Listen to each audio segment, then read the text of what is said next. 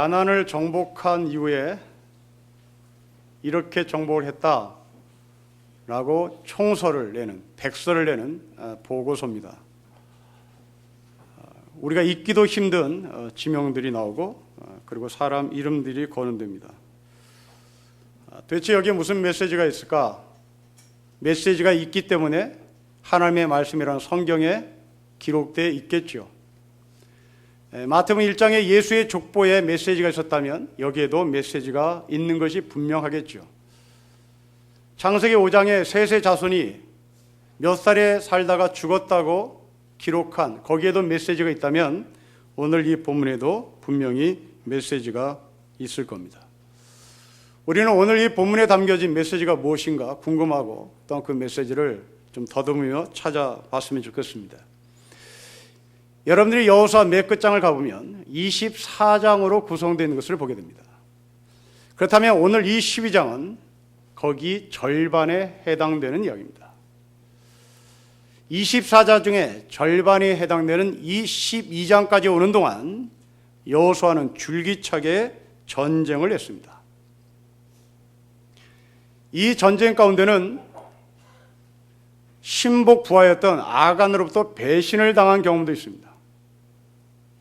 또 때로는 11개 가나안 왕들이 연합해서 여호수아와 이스라엘 백성들을 공격했던 그런 과정도 있었습니다. 그러나 여호수아는 그렇게 배신당하고 또한 자기 앞에 11개 부족이 연합해서 자기들을 칠 때마다 여호수아는 내빼지 않고 붙었고 그로 마침내 승리를 했습니다. 이 승리를 한 이후에 다음 주부터 나눌 여호수아 13장부터는 여호수아가 이스라엘 지파들에게 땅을 나누어 주기 시작합니다. 그리고 여호수아는 110세에 죽었다라고 여호수아를 마감합니다. 여호수아가 누구냐라고 했을 때 여호수아는 전쟁터에 싸웠다. 그리고 땅을 나눴다. 죽었다. 이것이 여호수아의 삶입니다. 그 삶 가운데는 대단히 복잡하고 어려운 일이 있었으나 그 모든 것들을 종합해서 여호수아의 삶을 세 단어로 정리하면 전쟁에서 싸운 사람, 승리해서 땅을 나눠준 사람, 그리고 죽은 사람입니다. 아마도 우리는 이 과정 속에 다 포함될 겁니다. 우리 중에는 누군가가 전쟁 같은 인생 속에 지금 막 출발한 사람이 있을 겁니다. 그들은 젊은 청년들입니다. 이 젊은 청년들은 앞으로 사랑하는 친구에게 배신을 당할 수도 있습니다. 존경하는 선배들에게 뒤통수 맞을 수도 있습니다. 어마무시한 11개의 가나안 왕이 여호수아를 공격해 오듯이 역부족인 이 세상의 힘 앞에 굉장한 겁을 먹을 수도 있습니다. 그런데 어떻게 하든지 우리는 그것을 딛고 정글 속을 파헤치고 어떻게 왔습니다. 어느 정도 뒤를 돌아다 보니 우리는 세상에서 출세했다, 성공했다, 기득권자다, 무엇을 얻었다 하고 자기를 대견해하며 남들이 여러분을 칭찬하는 사람도 있을 겁니다. 이제 우리는 그 자리에 왔을 때 해야 할 몫이 있습니다. 바로 여호수아처럼 모든 것을 점령한 후에 이것이 다 내 거야 라고 주장하는 것이 아니라 나누기 시작하는 겁니다. 그 나누는 삶을 살다가 여호수아는 죽습니다. 사회에 첫 발을 내딘 젊은이들에게 부탁합니다. 여러분들은 인생이 전쟁터인 것을 피부로 느끼며 살 것입니다. 그 전쟁터에서 이기기 위하여 여러분들은 스펙을 넓힐 것이고 그리고 전공 과목을 심화시킬 것이고 또한 여러분들의 경험을 더 다양하게 하고 싶을 것입니다. 네, 여기에 대해서 어떤 누가 탓하지도 않을 것입니다. 그러나 저는 권면합니다. 여러분들이 왜 전공 과목을 심화시키고 왜 스펙을 넓히고 왜 우리는 다양한 경험을 하는지 왜라는 질문에 답을 하십시오.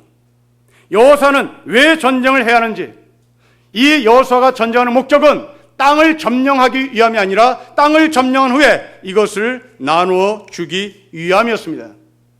우리의 삶의 목적입니다. 예수 그리스도를 따르는 하늘의 백성들의 삶입니다. 우리는 이 세상의 성공과 출세가 목적이 아니라 그 성공과 출세를 근거로 남에게 베푸고 남에게 나눠주는 삶을 살기 위해서 우리는 이 전쟁 같은 삶 속에 전쟁터로 내몰리는 것이고 싸우는 것입니다.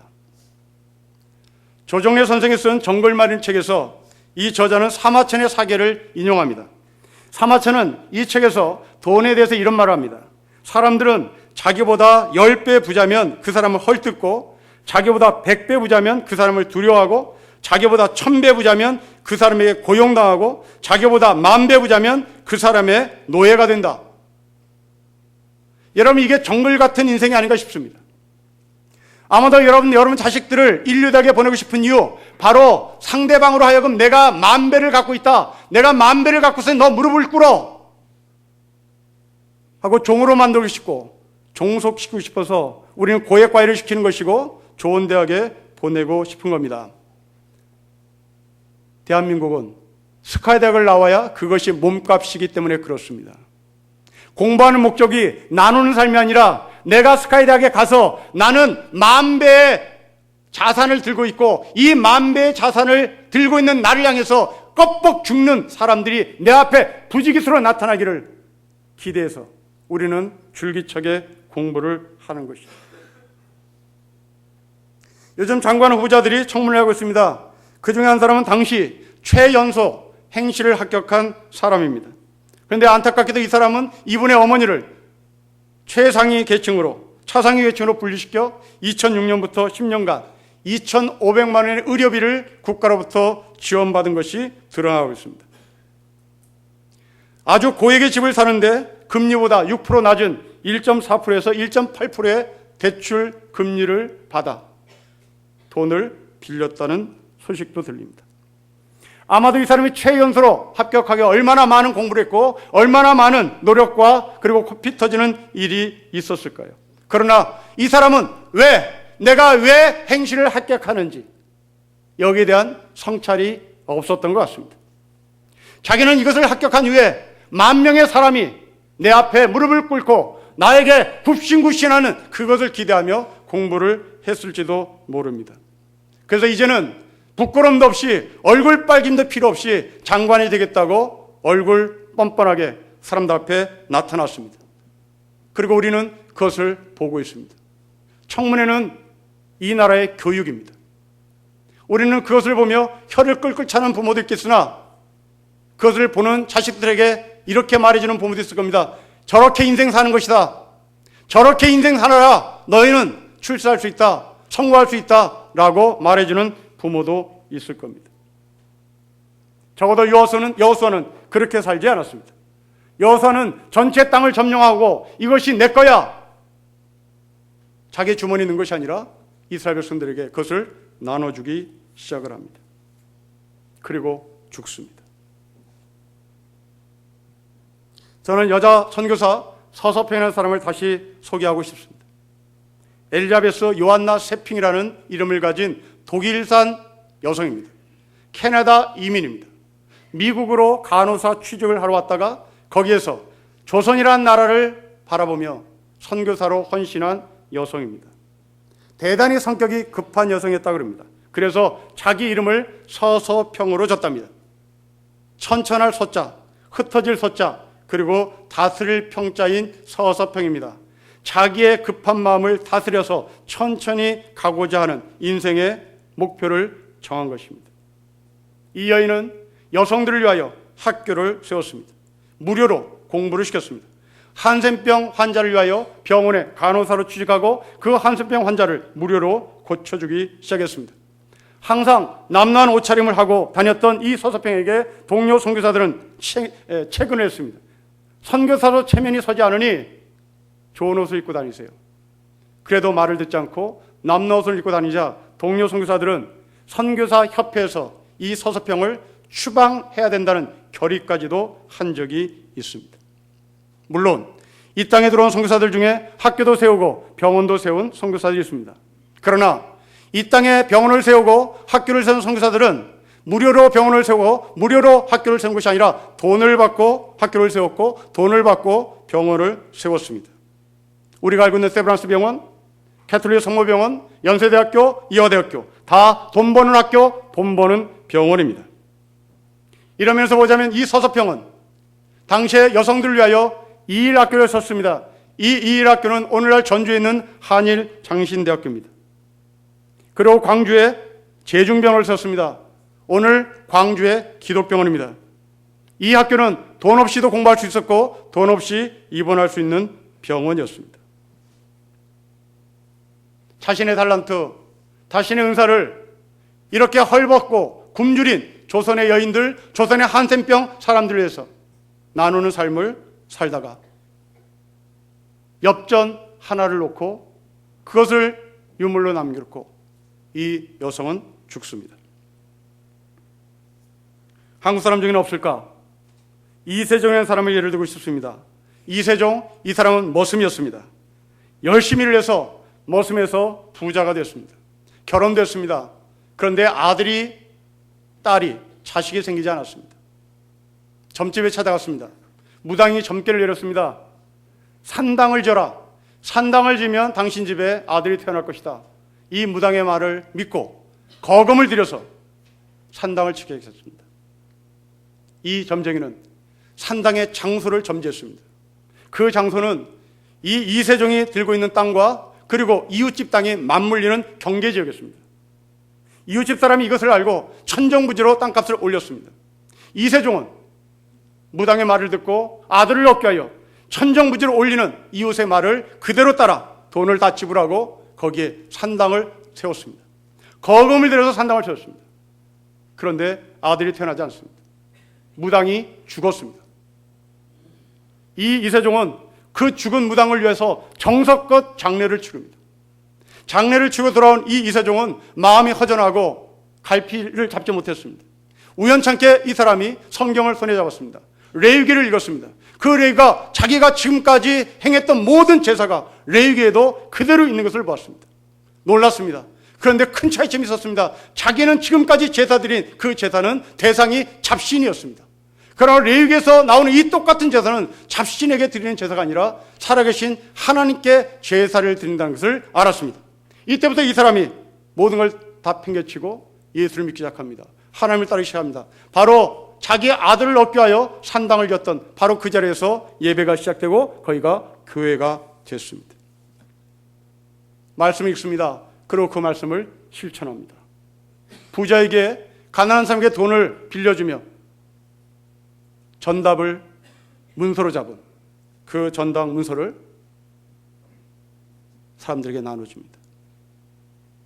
또 태워버립니다. 한 번은 면사무를 찾아가서 면 직원에게 논 2마주기를 주며 가난한 사람들에서 구제하는 데 써달라고 부탁했습니다. 하지만 그 면 직원은 그 논을 자기 논으로 명예 변경을 해버리기도 했습니다. 여러분, 그렇습니다. 이 이세종은 예수님을 믿는 사람이었습니다.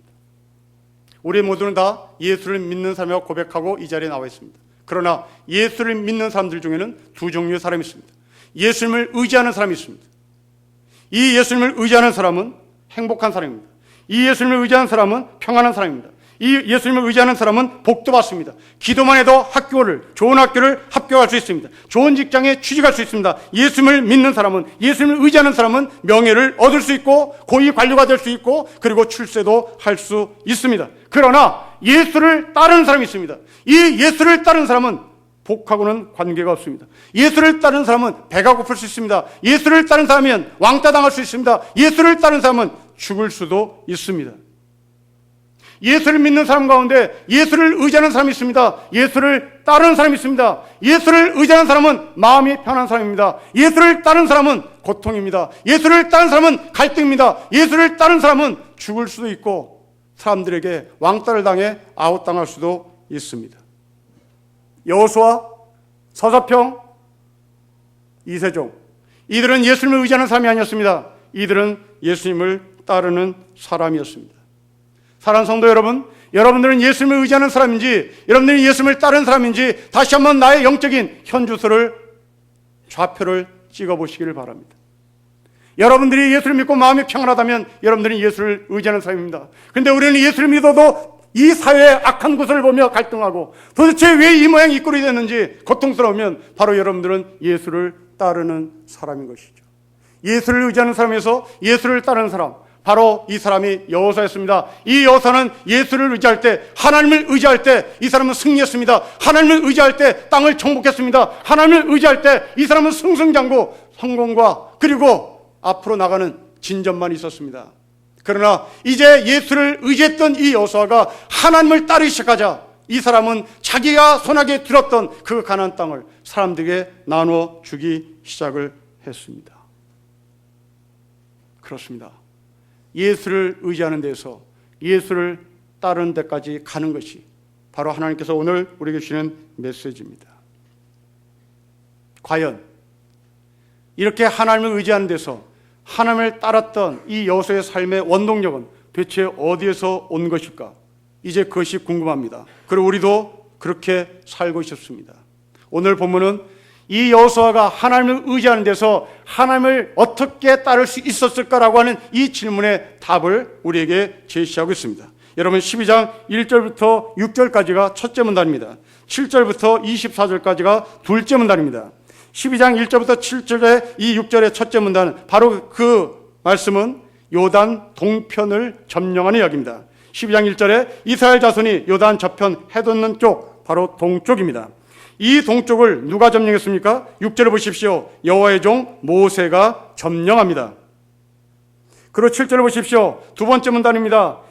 요단 서편입니다. 이 요단 서편의 땅은 여호수아가 점령합니다. 이 모세가 요단 동편을 점령한 이후의 삶을 보십시오. 12장 6절의 말씀에 보면 이 여호와의 종 모세는 그 땅을 점령한 후에 루벤 사람, 갓 사람, 므낫세 2분의 1 지파에게 기업으로 나누어 줍니다. 7절에 요단 서편을 점령한 여호수아도 모세처럼 그렇게 땅을 나누어 줍니다. 여호수아의 영성입니다. 좋은 선배를 만났습니다. 좋은 스승을 만났습니다.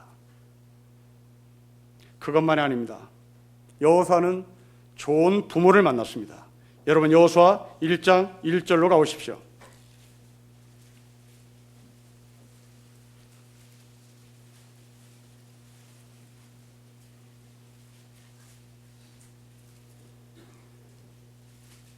같이 읽겠습니다. 시작. 여호와의 종 모세가 죽은 후에 여호와께서 모세의 수종자 눈의 아들 여호수아에게 말씀했습니다. 여호수아의 아버지 눈이 나옵니다. 그런데 이 눈이라는 아버지는 여호수아를 모세의 수종자로만 만들지 않습니다. 여호수아 24장에서 여호수아가 죽을 때 여호수아의 정체성을 바꿉니다. 하나님의 종 눈의 아들 여호수아입니다. 아버지 눈은 너는 사람의 종이 되어서는 안 된다. 너는 더 나아가서 하나님의 종이 되어야 된다. 이것을 가르쳤고 마침내 여호수아가 세상을 떠날 때는 모세의 수종자 눈의 아들 여호수아가 아니라 하나님의 종 여호와의 종 눈의 아들 여호수아라는 칭호를 받습니다. 여러분 이것이 인간이 갖는 행복입니다. 부모를 잘 만난 사람 행복합니다. 그리고 좋은 선배를 스승을 만난 사람 행복합니다. 돈 많은 부모 만나서 그 경제를 딛고 일어설 수 있는 거 복이죠. 하지만 잘 사는 부모를 만났다 할지라도 그 돈이 나의 아버지가 나의 어머니가 남을 해치면서 번 돈이라면 그리고 그 돈으로 밥을 먹고 그 돈으로 고액 과외를 받는다면 바로 그 밥 안에는 남을 해치는 악한 품성이 포함되어 있을 겁니다. 그 돈으로 고액 과외를 받는다면 그 고액 과외는 사기치는 인간을 만드는 교육일지도 모릅니다. 여러분들이 새끼 밥을 먹이는 바로 그 돈, 그 돈에는 어저께 누군가의 사기를 쳐서 번 돈으로 밥을 해먹은 돈일지도 모릅니다. 바로 그 돈은 독이 들어가 있는 돈입니다. 그 돈으로 밥을 먹는 아이는 독을 먹고 마시는 것입니다.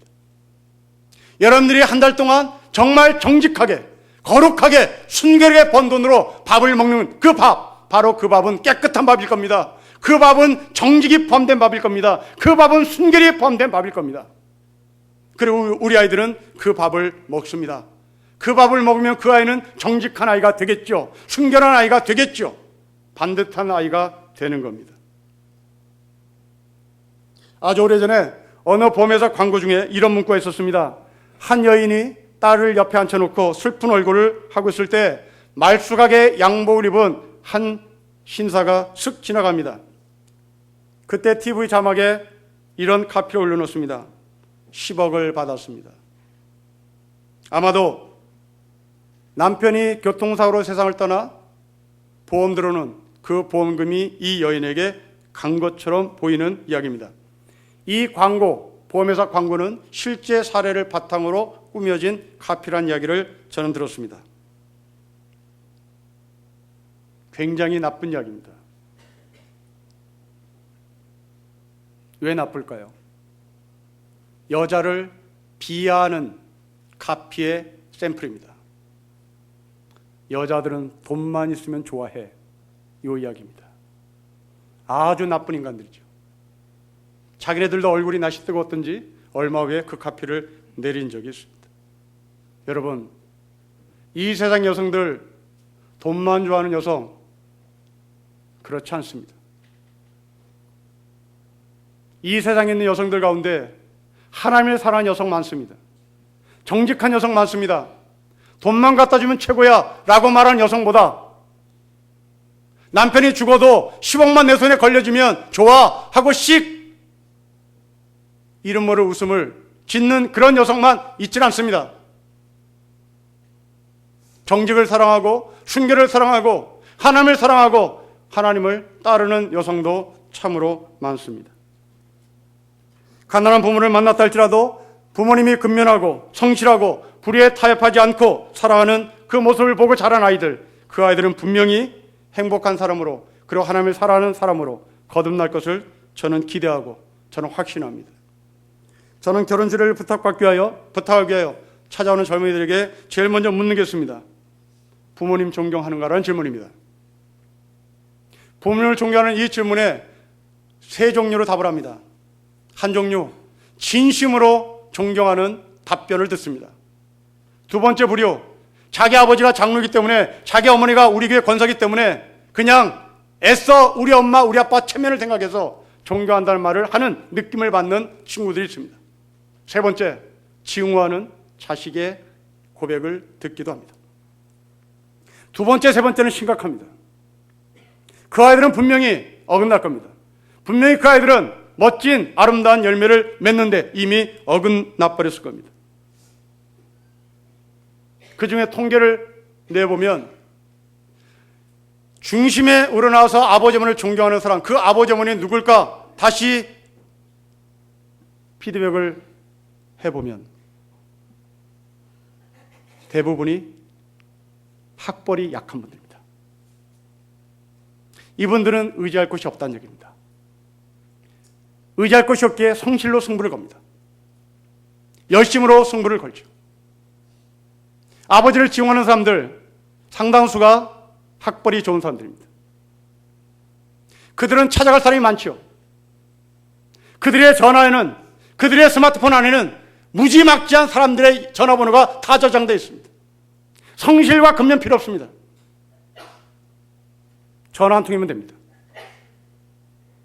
자식들은 그것을 보고 큽니다. 아, 전화 한 통이면 되네. 그러며 교회에서는 권사입니다. 그러면서 교회에서는 장로입니다. 여호수아의 아버지, 여호수아야, 너는 모세 종이 아니다. 너는 하나님의 종이어야 된다. 이 귀한 부모를 만난 여호수아가 마침내 하나님의 종으로 일생을 살다가 일생을 마감합니다. 자식들보다 존경받은 사람, 바로 그 사람은 정말 잘 사신 겁니다. 그리고 그 아이들은 여호수아처럼 분명히 여러분처럼 장로가 될 것이고 여러분처럼 권사가 될 것입니다. 하나님의 종이 될 사람인 것이 분명합니다. 또한 여호수아는 스승을 잘 만났습니다. 선배를 잘 만났습니다. 그 선배의 뒤를 따라 여호수아도 분배하는 삶을 삽니다. 저도 이런 선생님을 만난 적이 있습니다. 대학교 1학년 1학기 때입니다. 교양 과목 시간입니다. 우리 과 정원이 30명이기에 다른 과 학생들과 서로 연합해서 교양 과목을 배웠어야 합니다. 경제학과, 가정대, 음대 막 섞여 있습니다. 그때 사역을 가르쳐 주신 박영신 교수가 생각납니다. 이 사람은 문익한 목사의 사위이기도 합니다. 어느 날 수업 시간에 많은 학생들에게 여기에 앉아있는 신학과 학생들을 기억해라. 이 신학과 학생들, 이들은 훗날 한국교회 지도자 될 사람들입니다. 나는 원래 목사가 되고 싶었으나 하나님께서 나를 목사로 인도하지 않았고 이렇게 학문으로 인도해서 여기에서 사역을 가르칩니다마는 여기에 서 있는, 여기에 앉아 있는 이 공부하는 신학과 학생들, 나는 이 학생들이 대단히 부럽고 대단히 나도 이 자리에 앉았으면 좋겠다고 생각합니다. 그런 말을 하셨습니다. 그리고 우리가 말합니다. 너희는 연세대학에서 비주류가 아니다. 너희는 연세대학에서 영적인 물줄기를 도도하게 흘려야 할 하늘의 사람인 것을 기억해라. 그리고 훌륭한 목사가 되어야 된다. 훌륭한 교회 지도자가 되어야 된다. 열심히 공부하자라고 우리에게 권면했던 그것을 기억합니다. 또 한 분이 계십니다. 2년 전에 저희 교회 와서 성경학을 강의했던 민경배 교수입니다. 이분이 1학년 1학기 때 저희들에게 권면했습니다. 제군들 앞으로 지도자가 되고 앞으로 목사가 되기 위해서 1학년 동안 1년 동안 해야 될 것이 있다. 교양서적 100권을 읽어라. 교양서적 100권을 읽고 거기에서 딛고 일어서야 한다라고 가르쳤습니다. 저는 그 선생의 말을 그대로 믿고 1학년 동안 1년 동안 100권을 읽어 제꼈습니다. 아마도 제가 이렇게 목사 흉내를 낼 수 있는 이유는 바로 이런 좋은 선생님들의 영향이 아니었을까 싶습니다. 여러분들은 남강훈 선생을 기억할 것입니다. 이승훈 선생입니다. 3.1운동 민족 대표 중에 한 사람입니다. 이 사람 출신은 원래 상민이었습니다. 양반으로부터 무지막지하게 선물 받아 이 사람이 화딱지가 난 나머지 돈으로 양반을 샀습니다. 어줍잖게 양반 생활을 하고 포물점에 살다가 이 사람이 안창호 선생을 만납니다. 안창호 선생을 만나며 이 이승훈은 양반 행색을 접습니다. 그리고 애국자로 독립운동가로 거듭납니다. 그러던 중에 이 사람이 두 번째 사람을 만납니다. 유영모 선생을 만납니다. 이 유영모 선생을 통하여 이승훈은 예수를 소개받습니다. 그 예수를 믿기 시작합니다. 당시 평양에서 제일 유명했던 산정교회를 찾아갑니다. 십자가의 고난이라는 설교를 듣습니다. 이때부터 이 사람은 가시밭길을 걸지요. 상민의 아들에서 양반이 되려고 하다가 어줍잖게 행동했던 이 이승훈에게 하나님은 안창호를 만나게 하셨고 더 나가서 유영모를 만나게 했습니다. 그렇습니다. 스승은 학문만 가르치는 존재가 아닙니다. 스승은 자신의 삶을 통하여 학생들에게 전공 과목 이외에 인격도 가르쳐야 되는 존재입니다. 왜 학교 선생님들이 실력이 있음에도 불구하고 학원 강사에 가서 돈을 벌지 않을까요? 학원 강사와 학교 선생님의 차이는 인격이 포함되느냐, 인격이 포함되지 않느냐의 차이입니다. 학원 강사는 돈만 주면 끝입니다. 거기는 인격 필요 없습니다. 그냥 제대로 정확히 가르치면 되는 겁니다. 그러나 학교 선생님은 그렇지 않습니다. 거기에는 자신의 삶이, 자신의 인격이, 자신의 철학이 포함됩니다. 학교 선생님의 마지막 보람이 뭘까요? 선생님, 나도 나중에 구호 선생님이 되고 싶어요. 나도 선생님처럼 영어 선생님이 되고 싶어요. 그래서 나도 선생님처럼 이 자리에 서고 싶어요. 이게 선생님의 최고의 보람이죠. 우리가 1년 동안 그렇게 가르쳤어도 불구하고 이런 학생이 나오지 않는다면 우리는 학원 강사의 삶을 살았을 뿐입니다. 말만 했을 뿐이죠. 한간에는 우리 교회가 성경 꿈에 열심이고 성경 지식이 많다는 소문이 들립니다. 좋습니다. 모르는 것보다 아는 게 낫겠죠. 그런데 기억하십시오. 여러분들이 성경권에서 얻었던 그 지식을 가지고 남에게 예수를 전하고 그리고 논리적으로 설명을 했다 할지라도 마지막에 그 상대방이 그래서 그때 우리가 말합니다. 그러니까 예수 믿으라고요. 너 때문에 믿기 싫어. 그러면 우리는 말만 한 것입니다. 여호수아는 말만 하는 모세를 만나지 않습니다. 자기가 본받고 싶은 그 선배를 여호수아는 만났습니다. 장기나 바둑을 잘 두는 분들은 훈수를 둘 때 더 잘 둔다는 이야기를 합니다. 실제 그 장기판에 바둑판에 들어가면 자기가 훈수 볼 때 봤던 장기판과 전혀 다르다는 것을 경험합니다. 우리의 신앙이 그렇지 않은가 다시 되돌아봤으면 좋겠습니다. 하나님은 우리 보고 훈수 두는 사람 되지 말고 장기판으로 뛰어들라고 요구할지도 모릅니다. 여러분, 우리가 생각하는 옳다고 생각하는 그 옳음이 다 좋은 것은 아닙니다. 내가 옳다고 생각하는 것이 남에게 유익이 되어야 그것이 진짜 옳음입니다. 남에게 유익을 가져다 주는 것이 진정한 행복인 것이죠. 지난 목요일 개강에서 처음으로 학생 첫 시간에 만났습니다. 학생들에게 질문해 봤습니다. 행복이 뭐냐고. 그러자 어느 학생이 자기가 좋아하는 것을 하면 행복이라고 얘기했습니다. 제가 이어서 다시 질문했습니다. 남에게 해를 끼쳐도 그것이 학생에게 좋다면 그것이 행복일까? 그러자 이 학생이 그것도 행복이라고 얘기합니다. 못 알아들은 것 같아서 다시 한번 과격하게 설명했습니다. 그렇다면 히틀러가 행복한 사람일까? 이 학생이 얘기합니다. 히틀러도 행복한 사람이었을 것이라고 생각한다는 겁니다. 아마도 이 아이들은 선생을 잘못 만나서입니다. 아니, 이 사회에 스승이 없는 시대 속에 아이들이 자란 것 같습니다. 여러분들이 좋아하는 거, 그게 남에게 해를 가져다 줄 수 있습니다. 내가 좋다고 남에게 해를 끼치는 것이 행복이라고 말해서는 곤란합니다. 여호수아는 자기가 하고 싶은 것은 정복이었습니다. 그러나 이 정복은 자기 민족에게 유익이 되는 정복, 바로 그 유익이 되는 정복은 자기 민족에게 이 땅을 나눠주는데 이 정복의 목적이 있었던 겁니다. 그렇습니다. 우리가 말하는 모든 이야기가 유익하고 옳은 것 같지만 남에게 해를 줄 때는 그것이 결코 옳은 말은 못 됩니다. 가끔 교회에서 어려움을 당한 지체들을 바라보며 내가 뭐라 그랬어? 그래, 기도하라 그랬잖아. 이렇게 말한 것을 종종 듣습니다. 여러분, 그 사람도 기도했습니다. 기도하라고 그랬잖아. 그런 말을 해서는 안 됩니다.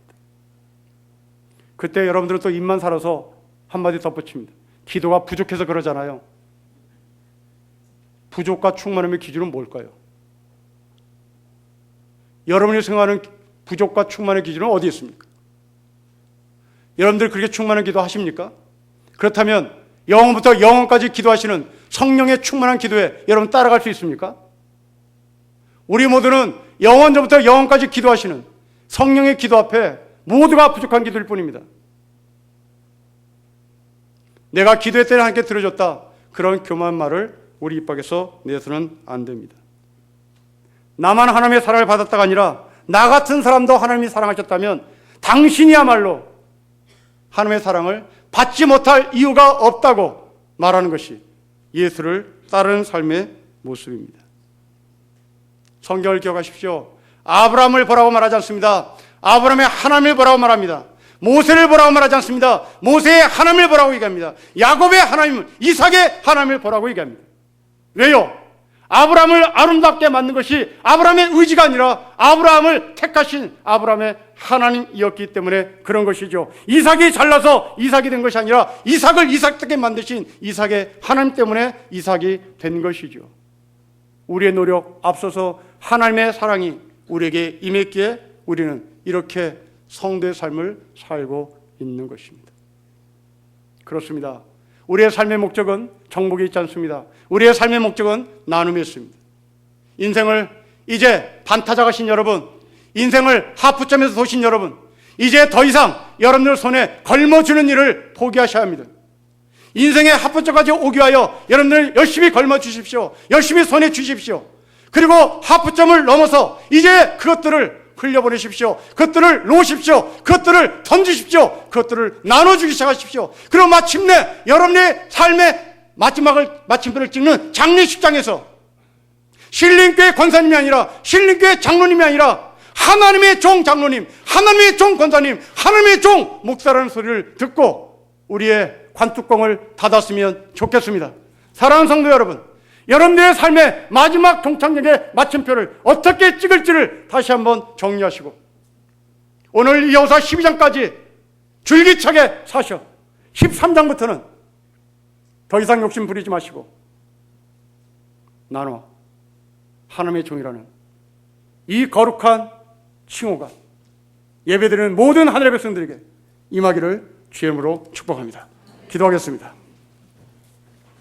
하나님 아버지, 인생의 반환점을 돕니다. 여호수아의 2분의 1을 지나갑니다. 이제 우리가 나누는 삶을, 분배하는 삶을, 섬기는 삶을 살 수 있도록 축복하여 주십시오. 나이가 들어 더 이악스럽게 걸머지려는 이 죄성을 십자가에 온전히 못 박게 하여 주시고, 아버지 하나님께서 우리에게 내리신 하늘의 복들을 우리를 통하여 열방까지 흘려보낼 수 있도록 성교적 삶을, 책임적 삶을, 나눔의 삶을 살 수 있도록 지혜와 명철과 용기와 결심과 결단을 허락하여 주십시오. 주 예수 그리스도의 이름으로 기도합니다. 아멘.